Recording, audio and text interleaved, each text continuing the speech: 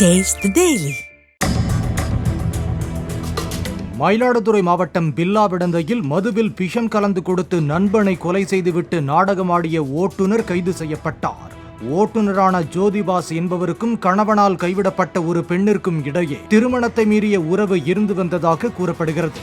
தனது செல்போனில் சார்ஜ் இல்லாததால் நண்பரான ஜெரால்டின் செல்போனை வாங்கி அதிலிருந்து அந்த பெண்ணிடம் ஜோதிபாஸ் ஒருமுறை பேசியுள்ளார்.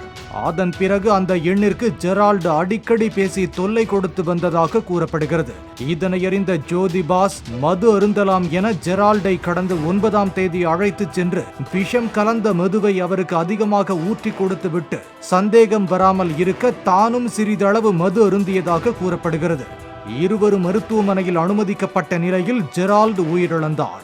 மனைவி கோபித்துக் கொண்டு சென்றதால் விஷம் அருந்தி தற்கொலை செய்து கொள்ளலாம் என மதுவில் விஷம் கலந்திருந்ததாகவும் அந்த மதுவை தான் கூறியும் கேட்காமல் ஜெரால்டு வாங்கி குடித்து விட்டதாகவும் ஜோதிபாஸ் ஏற்கனவே தெரிவித்திருந்த நிலையில் அது திட்டமிட்ட கொலை என போலீசார் தெரிவித்தனர்.